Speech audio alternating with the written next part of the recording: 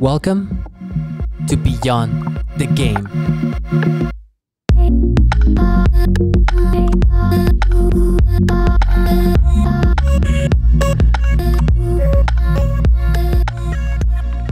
Beyond the Game es un podcast que explora la intersección de las industrias del deporte y el entretenimiento.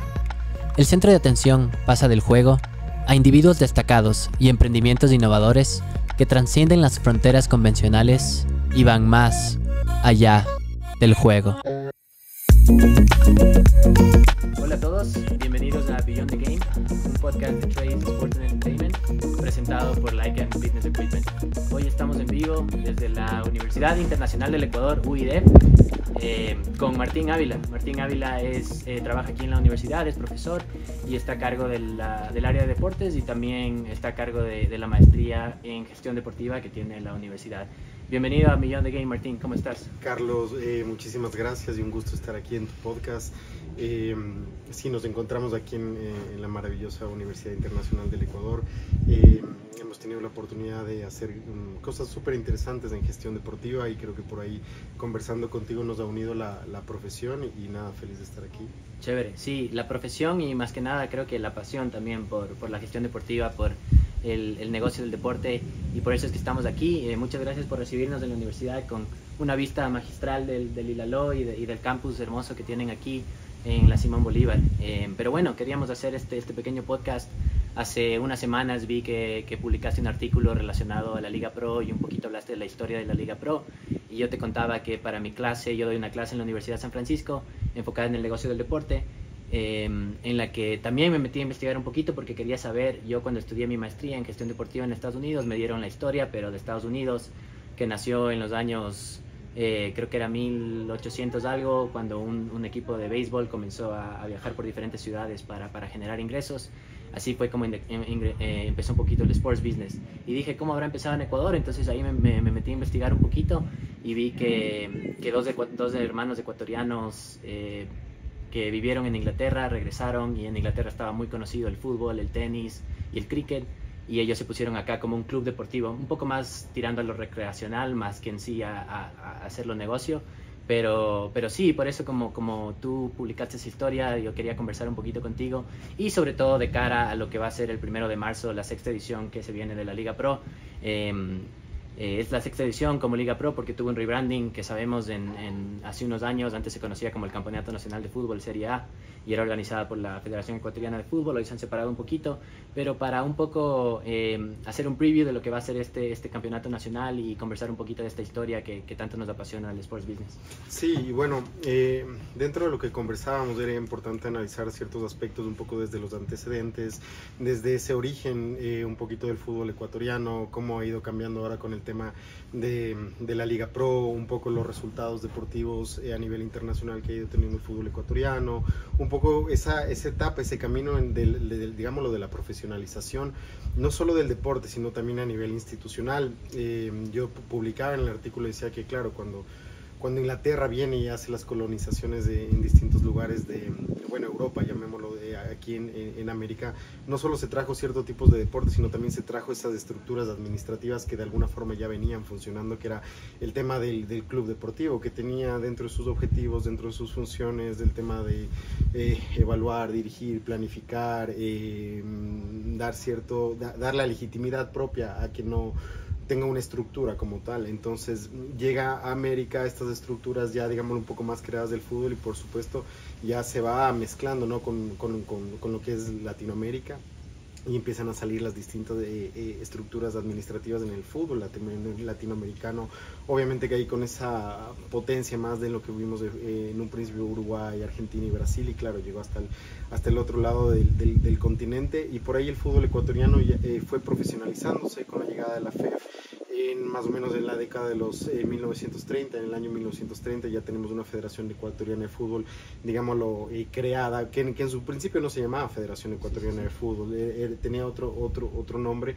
Ya por los años 1970 empezamos ya a tener ya como nombre como tal Federación Ecuatoriana de Fútbol, afiliado a la FIFA, en este caso a su Federación Internacional, y ya con clubes creados y sobre todo muy divididos en el ámbito regional, ¿no?, que es es algo que Ecuador ha tenido muy marcado propiamente, el tema de sus regiones. Entonces eso, con el paso de los años y la creación de estos clubes, ha sido muy marcado el tema de las regiones donde han nacido estas potencias internas del fútbol ecuatoriano. Sí, sí, totalmente. Es algo súper interesante ver atrás un poquito la historia y conocer de estos temas, porque obviamente la gente, hoy por hoy la Liga Pro es una de las más vistas, la que genera más atracción, obviamente.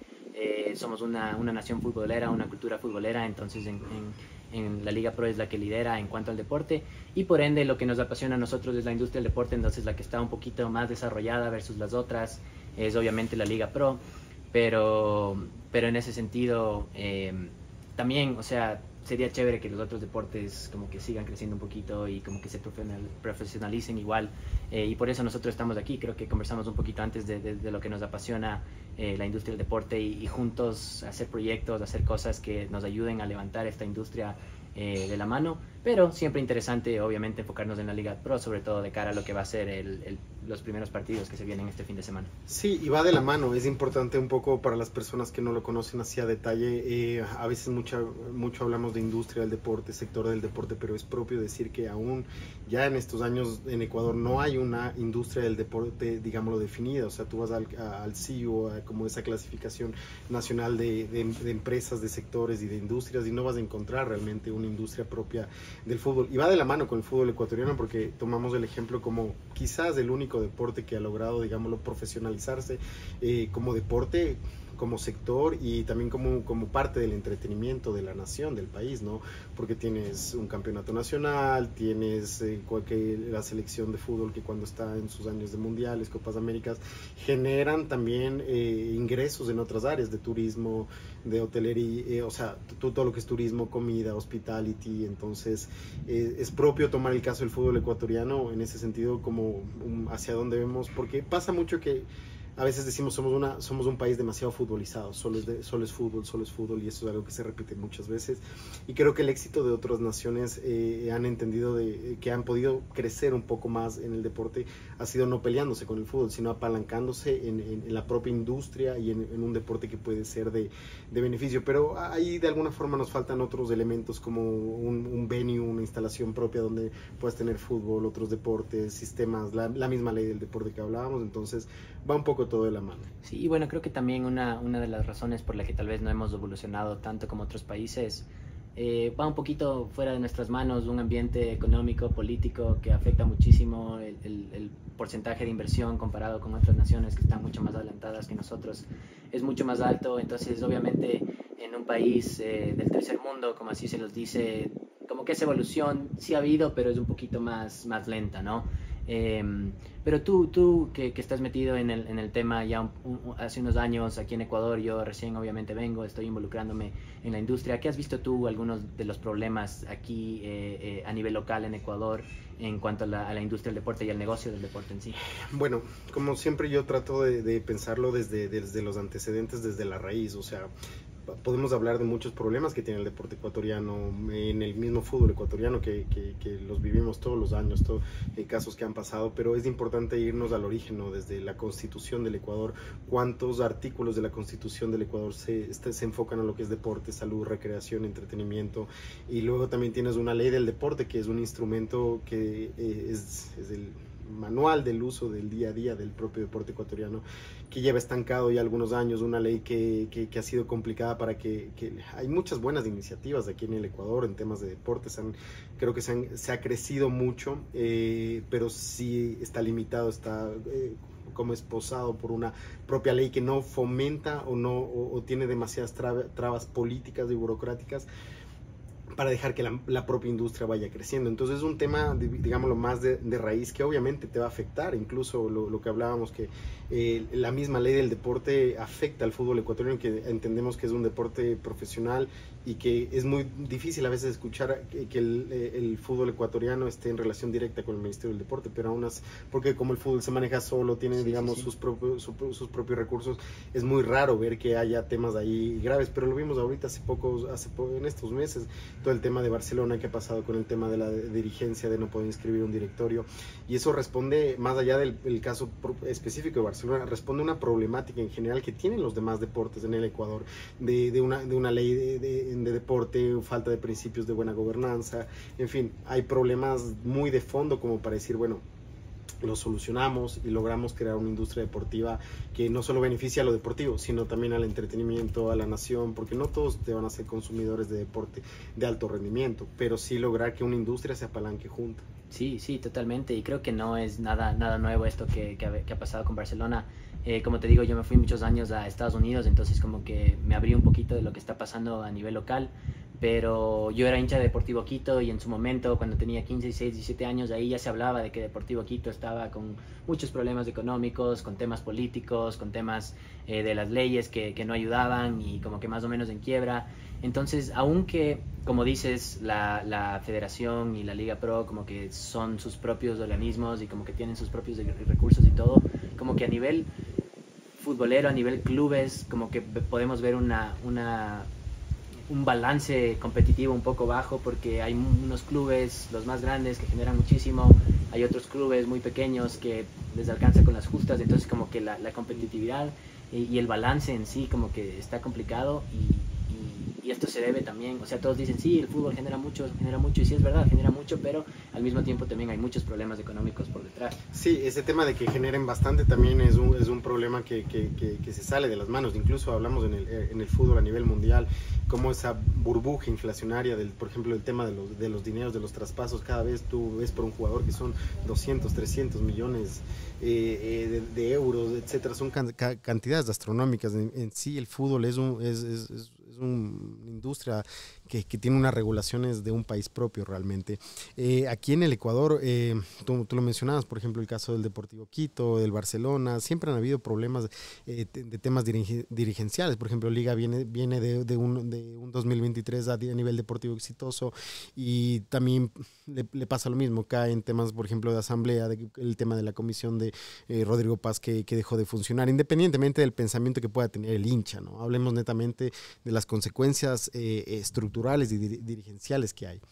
Todo esto le va a afectar obviamente al tema del fútbol ecuatoriano. Y terminando de responderte en ese punto, ese balance competitivo, para aquellos que por primera vez nos escuchan, este tema de balance competitivo, poniéndolo en palabras simples, es un mecanismo que nos ayuda a que haya una mayor incertidumbre del resultado. Cuando tú no sabes lo que va a pasar en un evento deportivo, estás más atento, te genera más emociones, más expectativas. Cuando hay ese desbalance tan grande, tienes un deporte que favorece a muy pocos y lo demás no es atractivo, es aburrido, como el caso de la Liga Española, donde ves que Real Madrid, Barcelona manejan realmente toda la liga a nivel como de emocional, de derechos de televisión, de vistas y demás. En el Ecuador tal vez tienes un poco más de equipos, pero de ahí tienes una gran cantidad debajo de ese iceberg, que son clubes de la segunda A, de otras categorías, que sobreviven realmente para poder estar en el fútbol ecuatoriano. Entonces hay como una natalidad desproporcionada también. Eso es porque no hay una liga, un sistema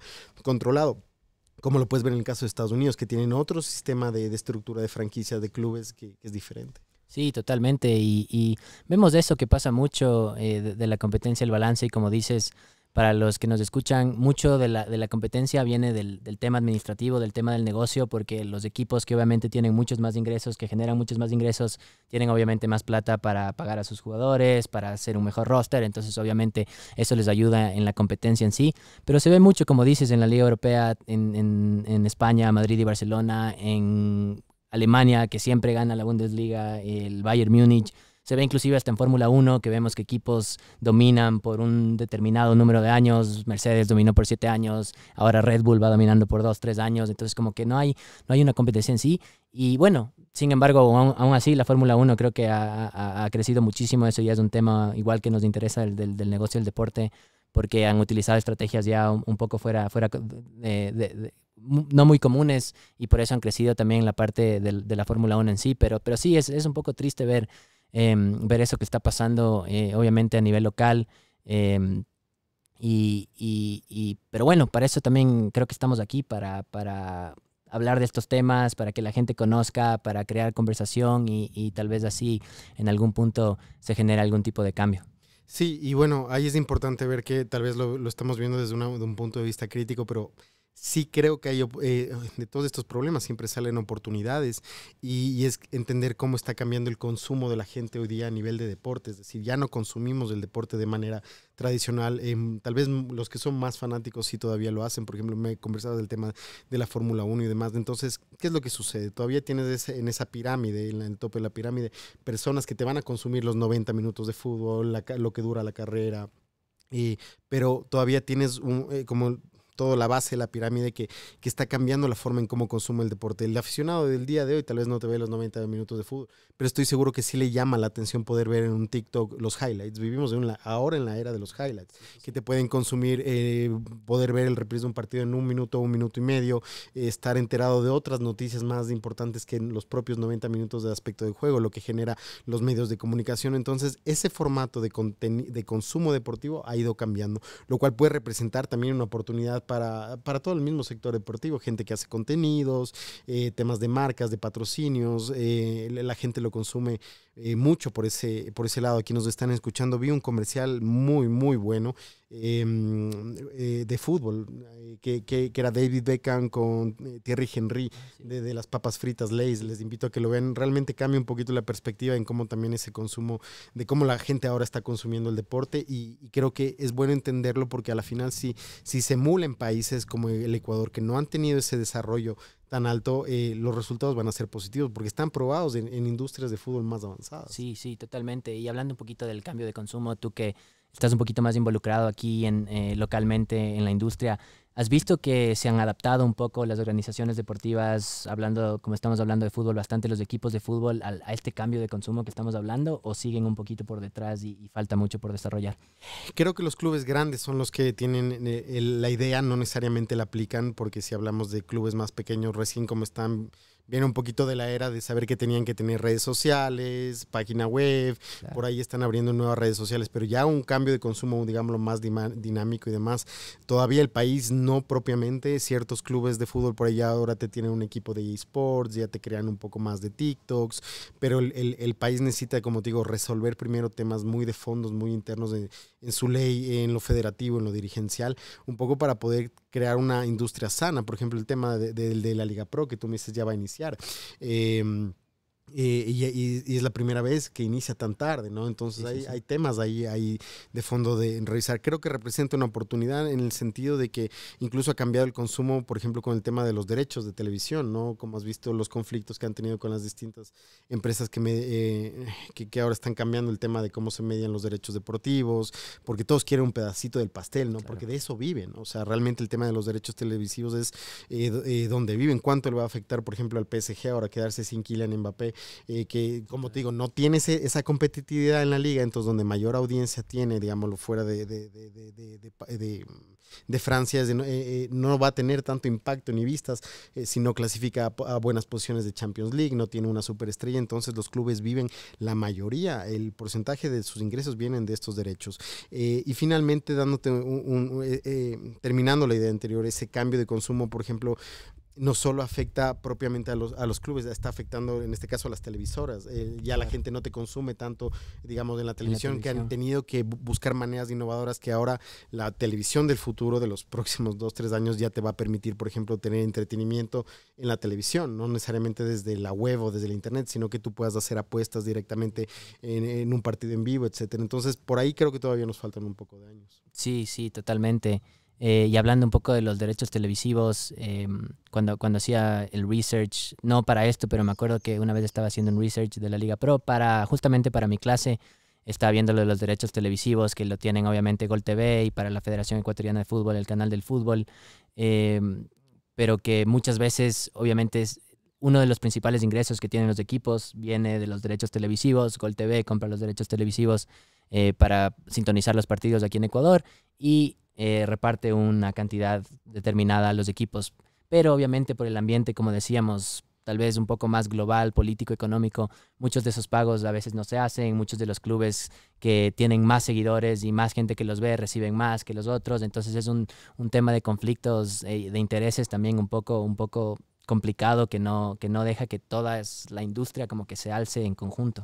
Y tienes un tema de factores externos que son de muy difícil de control, por ejemplo el tema de la piratería. La gente llega a un punto en el que prefiere intentar ver un partido por piratería que pagar los $6 mensuales de una membresía. Tal vez si te la paga, por ejemplo, tal vez el consumidor que tiene más dinero en un servicio como de Spotify, Netflix, que están migrando allá, por eso ves muchos de los clubes de fútbol que están migrando a estas plataformas, ¿no? Sí. Porque si solamente por ese valor te ofrecen, tú pagas del canal de fútbol y tal vez quieres pagar solamente por ver ese partido atractivo de eliminatorias, pero que la plataforma no te da lo que por ejemplo te da Apple TV o Netflix, que tienes películas, etcétera, es como para que realmente el consumidor se motive en comprar esa membresía. Entonces, claro, afecta a los clubes, tienes un tema de piratería cuando no estás con estas empresas grandes que no lo puedes controlar y eso es menos ingresos para los clubes, la afecta a la industria y ni qué decir otros deportes que ni siquiera han podido llegar como ese ámbito.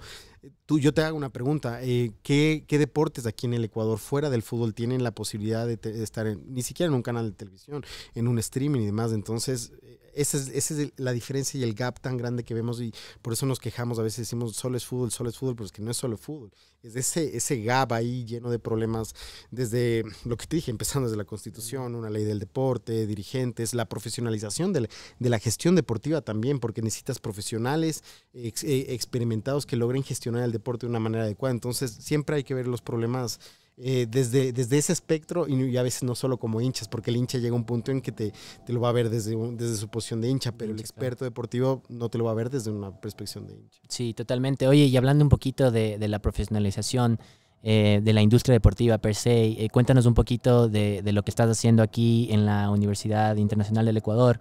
Un poco cuéntanos del máster y de lo que estás a cargo aquí de las escuelas deportivas y qué proyectos nomás estás levantando desde aquí para lo que te dijiste hace un ratito, como que profesionalizar, pero desde el punto de vista de la gestión deportiva para educar a los futuros gestores que van a estar a cargo de todas estas decisiones y de todas estas cosas de las que estamos hablando. Sí, gracias. Bueno, yo llevo ya 6 años aquí en la Universidad Internacional del Ecuador como director de deportes de la escuela. Tenemos casi más de 20 deportes aquí donde hacemos la práctica recreativa, tenemos equipos universitarios que salen las competencias, gente que recién está iniciando en el deporte, porque eso también es un tema de análisis, el divorcio que ha tenido el deporte universitario con su propio sistema deportivo y también un divorcio con la parte colegial. O sea, no somos ejemplos de otros países en el sentido de Estados Unidos, que tú ves que los semilleros nacen de las universidades. Entonces nosotros nos hemos enfocado mucho a que, por ejemplo, aquí en la universidad no se pierda, que debe haber deporte como un proceso integral en la formación de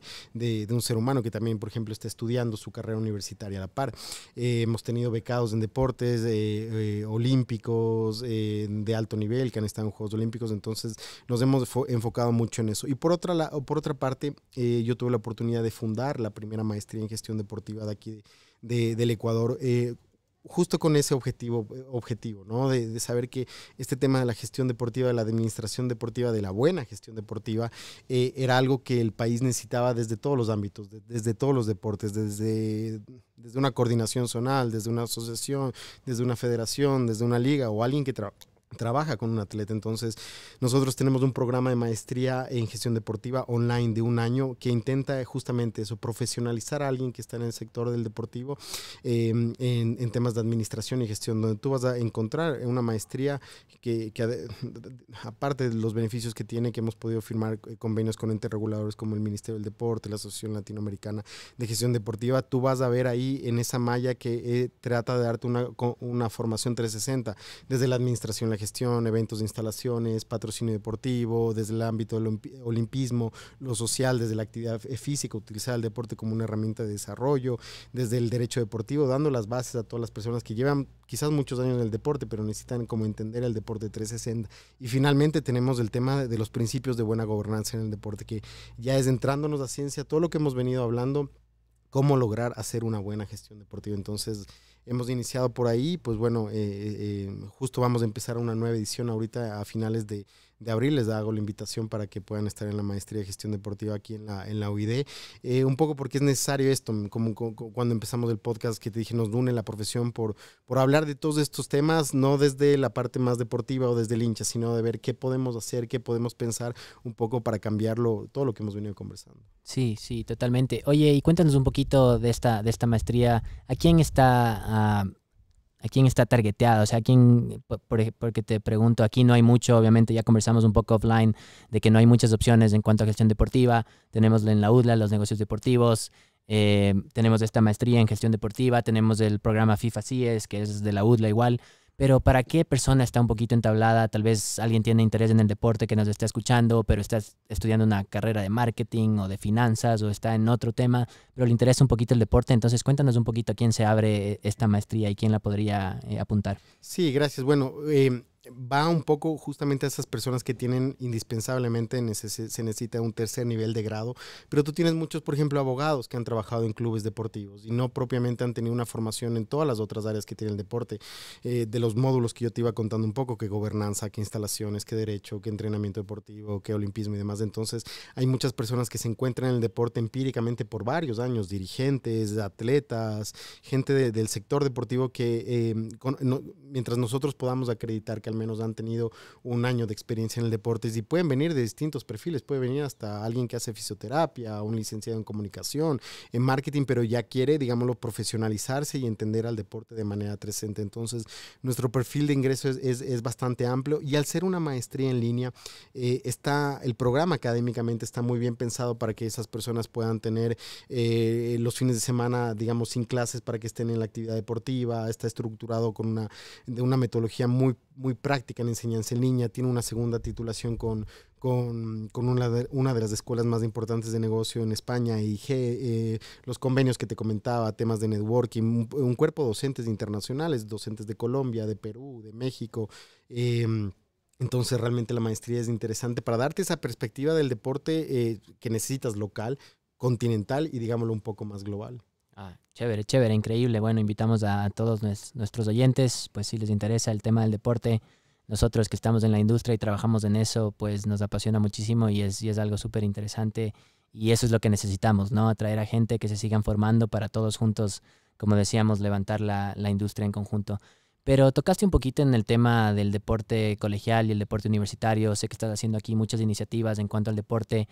¿Crees tú que este divorcio que mencionaste entre la parte del sistema universitario y el colegial también se debe mucho a la falta de participación en general del deporte? Creo que las futuras generaciones cada vez menos participan en el deporte y es más difícil como que atraerles. No solamente hablábamos de los cambios en consumo, sino para que atraerles y que jueguen el deporte cada vez se hace más difícil. Entonces, ¿cómo tú has visto desde el punto de vista ya práctico, ya que estás en eso, el interés de los jóvenes, de los futuros, del futuro ecuatoriano en el deporte? Es un tema, cuando hablamos de deporte universitario y colegial, es un tema que te digo, es complejo de análisis, viendo ejemplos como te mencionaba, Estados Unidos, otros países, Rusia, China, que obviamente las universidades juegan otro rol en el ámbito deportivo. Aquí nosotros, si tú ves en las estadísticas de cuánto realmente hace una persona actividad física y deporte, te vas a dar cuenta que a nivel de semana no pasa de las 2-3 horas. Entonces, culturalmente no somos una sociedad enganchada a la práctica de actividad física y deporte. O sea, en nuestra cultura no está el tema de hacer deporte. Estará tal vez el tema del fútbol, como que un niño puede crecer en cualquier, digámoslo, en la mayoría de estratos sociales y patear una pelota y jugarlo. Pero no es que tenemos como pensado en que el deporte es algo propio de nuestro día a día, ¿no? Y tú ves ahí que en los colegios también es complicado para un colegio decir, bueno, yo sí quiero tener deporte, pero generalmente nos hemos visto que en los colegios se da la educación física tradicional, el fútbol y por ahí un poco de baloncesto y demás. Porque también los colegios necesitan ahora adaptar nuevas infraestructuras, necesitarían para otros tipos de deporte, implementos deportivos. Entonces, desde ahí ya empieza a ver, es complejo, ¿no? No tienes una política, también leyes donde se hable sobre el deporte colegial en muchas cosas que debería tener o al menos hacia dónde debería apuntar. Y luego también tienes el tema de las universidades que es complicado porque vas a ver universidades áreas que sí tienen, digámoslo, fomento y apoyo al deporte y otras que quizás no lo tienen. Y eso depende mucho de la visión política, una, que tenga el país sobre su deporte educativo, que no lo vas a encontrar en la ley del deporte. En la ley del deporte tal vez encuentras sí que tal organización se encarga de los campeonatos deportivos universitarios y demás, pero no hemos hablado de una política donde, qué sé yo, hay un impuesto o algún mecanismo que permita destinar recursos siempre como política de Estado a las universidades, a los colegios, para que ese dinero no se tope y tengas la posibilidad de dar becas, construir instalaciones y demás. Entonces, ese problema de fondo es el primero que tendría que tratarse para que no existe ese divorcio entre, digamos, deporte y educación, con el fin de poder ir creando también una industria, porque también se va a ir creando una industria alrededor, como hablábamos de Estados Unidos. Hay muchísimos casos de quienes han sido los mejores de la historia, el mismo Michael Jordan, que salió de las universidades y la gente se pelea ahí por entrar por el tema del deporte, porque saben que hay un camino, primero van a tener una profesión y van a tener la oportunidad de ser adquiridos o enfocarse en clubes y organizaciones que tienen un sistema de franquicias y ya de alguna forma les acompaña una industria comercial a ellos. Ya empiezas a ver que hay marcas que están muy pendientes de la captación de talentos para auspiciar, para becar, para un montón de cosas de branding. Sí, sí. Oye, qué interesante. Creo que ya vamos tocando en algunos temas en esto de la industria del deporte y varias veces has recaído en la parte de la ley.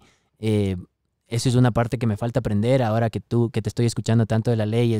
Creo que me prendiste el bichito para poder instruirme un poquito más en esto, leer la ley, saber qué cosas hay en cuanto a la ley del deporte, porque como tú has ido ahí varias veces, creo que mucho también recae en eso para poder desde Ground Zero, desde la parte de grassroots, desde la participación, desde la formación de pequeños niños en el deporte. Creo que eso tiene mucho que ver para que todo el ecosistema siga como que desarrollándose a nivel global, ¿no? Sí, y realmente cuando hablamos de deporte, siempre he dicho, es el primer eje transversal entre lo que es educación y salud, que obviamente entiendes a esos dos componentes como lo esencial en una nación. O sea, si tienes educación vas a tener salud, y si tienes salud también puedes tener educación. ¿Y qué puede unir a eso de mejor manera?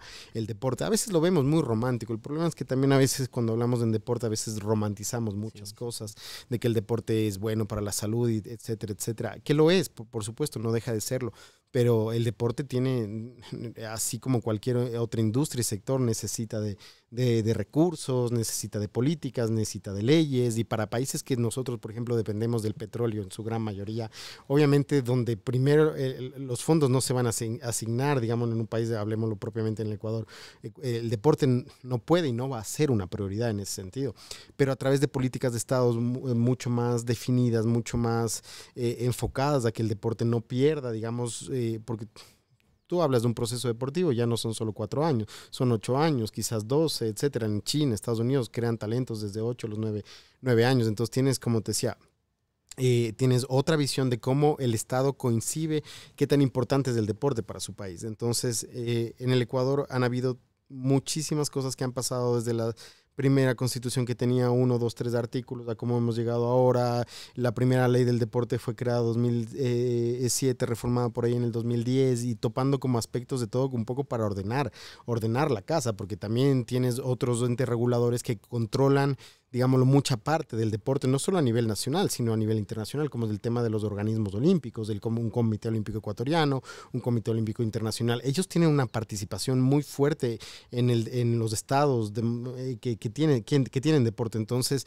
eso es un tema que lo ves a nivel mundial, la parte, digamos, olímpica con la parte gubernamental, más la parte privada. O sea, lograr esa armonía entre estos entes reguladores del deporte ha sido una tarea muy difícil, que es lo que intentan los gestores deportivos profesionalmente, tratar de darle soluciones, y no solamente esa experiencia, decir yo hice tal deporte, fui campeón mundial, llegué, bla, bla, tengo las habilidades para resolver las problemáticas. Va al deporte moderno mucho más allá. Sí, oye, qué interesante escucharte hablar de este tema.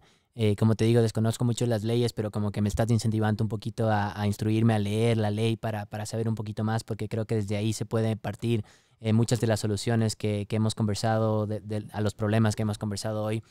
Pero cuéntanos un poquito, Martín, ¿de dónde nace esta pasión tuya por el deporte y de dónde nace esta pasión y cómo encuentras tú la pasión por la gestión deportiva? ya que en Ecuador, como hemos hablado, no hay muchas opciones en cuanto a instruirse profesionalmente para ser un gestor deportivo. Entonces, cuéntanos un poquito de esa transición que has tenido. Bueno, yo creo que esos caminos son propios de la vida, que uno no llega hasta cuando ya es más grande, saber cuál fue tu gusto, tu habilidad, tus dones. Yo empecé en el deporte desde muy pequeño, desde los 10 años, 11 años, en lo que eran deportes de agua.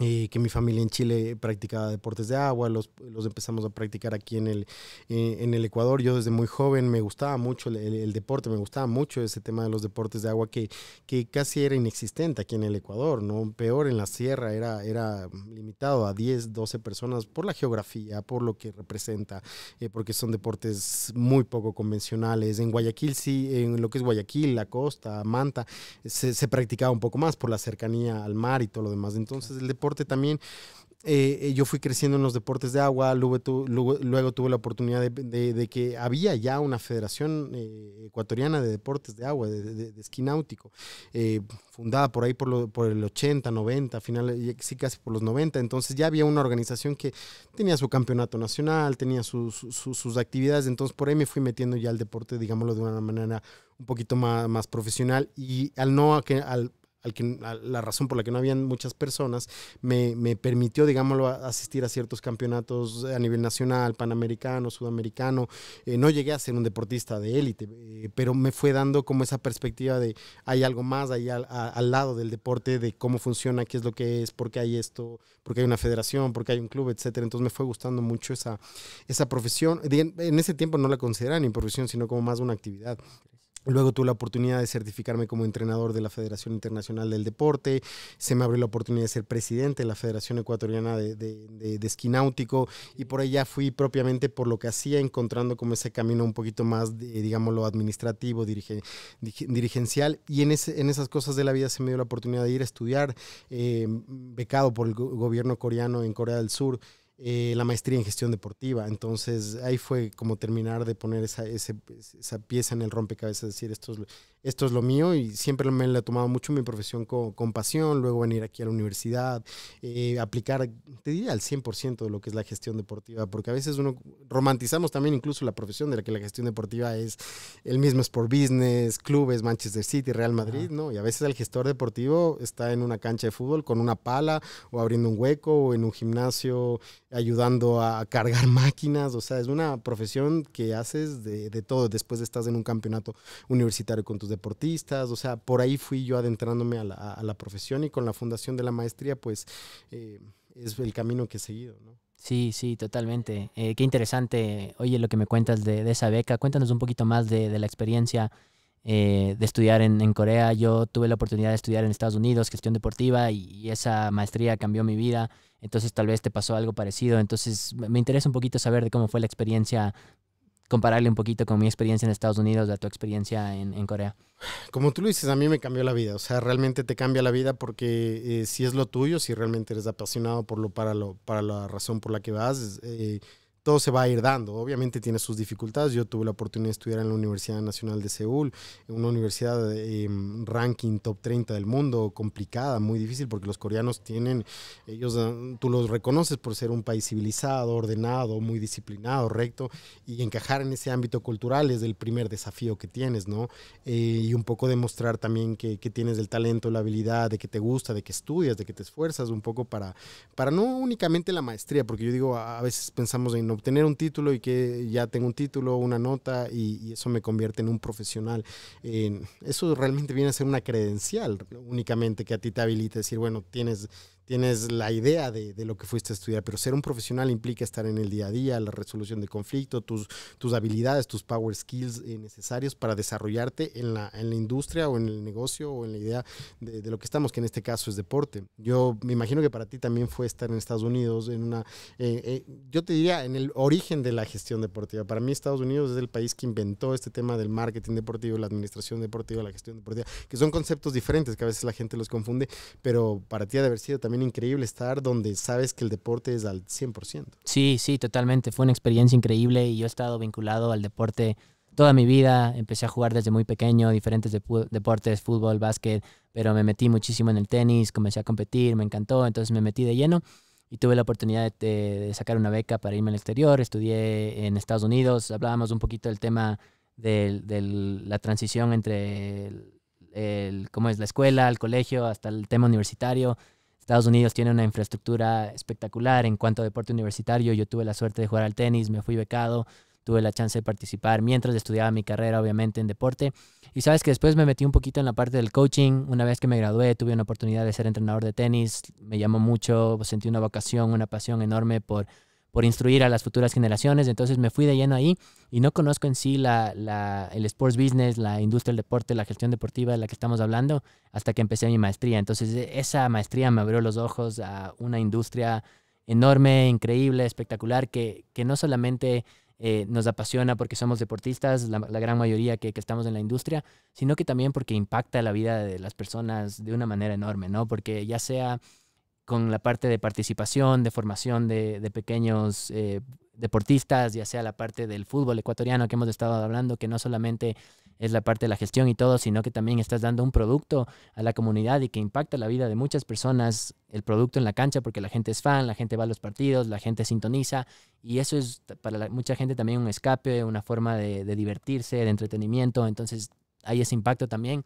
Pero me abrió los ojos a esta enorme industria y la verdad es que estoy enamorado, y por eso tengo este podcast, por eso creé mi agencia, por eso estoy metido en muchos proyectos deportivos. Entonces sí, me cambió la vida. Oye, pero una pregunta un poquito más personal en cuanto a la parte de la maestría en Seúl. ¿Cómo fue esa parte de adaptarse a una nueva cultura, el idioma, la gente, la comida? Esa parte me atrae un poquito saber. Sí, bueno, como te decía, es un tema de un cambio cultural porque ni bien te bajas del avión te das cuenta que estás en el otro lado de la moneda, o sea, desde lo que ves, lo que intentas leer y no vas a entender nunca, digámoslo así, o al menos de los primeros días todo huele diferente, todo es diferente, y esos primeros meses son exóticos para uno, o sea, porque dices, a veces no terminas de creer, digo, estaba en Ecuador y ahora estoy al otro lado del mundo, estoy en Corea del Sur, o sea, tienes una cabeza y un corazón abierto a muchas cosas. Y por ahí es transitorio. Hay momentos, meses en los que eran más difíciles, más complicados, porque ya empiezas a notar que no todo era tan bonito en el sentido de cómo entro a un lugar y me doy a entender, cómo entiendo un precio, cómo me muevo, cómo tomo un taxi, cómo voy a una peluquería e incluso te digo, cómo le explicas a alguien que me corte el pelo. Y claro, obviamente la maestría en inglés y por supuesto ese era el idioma que yo lo manejo. Pero siguen siendo culturas un poco más tradicionales, más cerradas, que no todos te van a hablar inglés. Entonces llega un punto en el que no te puedes comunicar. Y entender cómo funciona la cultura, desde lo que es incluso saludar. Por ejemplo, si tú le das a alguien, dependiendo de acuerdo a su edad y demás, tienes que entregarlo con las dos manos, la forma en cómo haces una reverencia, la forma en cómo la gente circula, camina, vive, empieza a hacer todo un cambio.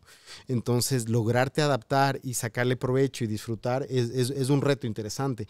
En el caso puntualmente de Corea del Sur, es tal vez lo que a veces uno ve en las películas de países futuristas, de esas películas más orientales y demás, y la experiencia, yo te puedo decir que a mí Corea fue lo mejor que me pasó en la vida. Qué increíble, qué increíble. Yo siempre eso es lo que le digo a la gente, sobre todo a las futuras generaciones. Hoy que estoy dando clases, como conversamos un poquito en la San Francisco, tú también eres mentor, eres profesor y tienes un impacto en las futuras generaciones. Y lo que yo siempre les digo es, si es que tienen la chance de irse a cualquier parte del mundo, puede ser aquí cerquita a Colombia, Chile, Perú, Argentina, Uruguay, Háganlo. puede ser a Estados Unidos como me fui yo, un poquito más al norte, o puede ser al otro extremo del mundo como te has ido tú, pero hay un crecimiento personal, de desarrollo personal, que va mucho más allá de lo que aprendemos. Obviamente la parte que aprendemos, la maestría que tú hiciste y que yo hice en gestión deportiva, nos instruye mucho en la profesión, en lo que vamos a hacer a futuro, pero ese crecimiento personal creo que va mucho más allá de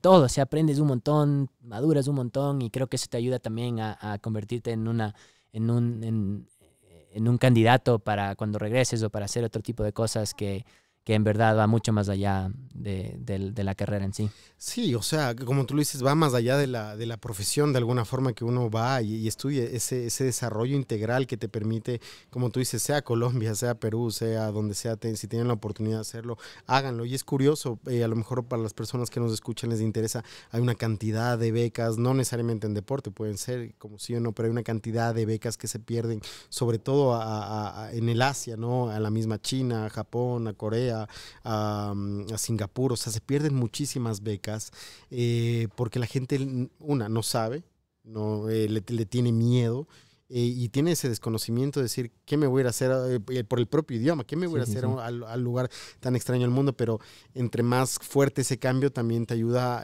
desde lo personal, desde lo espiritual, incluso poder estar en un lugar donde no vas a sentirte nunca cómodo. O sea, jamás cómodo, y eso te hace tener un desarrollo personal increíble. Así que como corroborando lo que tú dices, o sea, si tienen la oportunidad de irse a la profesión que cada uno, a los sueños de anhelos que alguien tenga, dense una oportunidad de irse un tiempo, regresen, eso sí, como para decir, bueno, volver a tu zona segura y decir, pensarlo, porque tal vez cuando estás allá lo piensas de una manera, pero luego regresando ya tienes como la perspectiva entera. Entonces, si tienen la oportunidad, háganlo. Sí, totalmente. Y bueno, hablando de cosas que van más allá, esto es Beyond the Game, más allá del juego. Martín, te agradezco muchísimo por tu tiempo, por recibirnos. Seguro será la primera de muchas conversaciones, ya que nos apasiona tanto esto y seguiremos muy de cerca lo que va a ser la Liga Pro y la industria en general y los diferentes proyectos y cosas que surjan de esta pasión que tenemos por la industria del deporte. Pero última pregunta, ¿dónde puede encontrarte la gente? ¿Dónde puede saber más de ti y más sobre tus proyectos en la Universidad Internacional del Ecuador y en la maestría?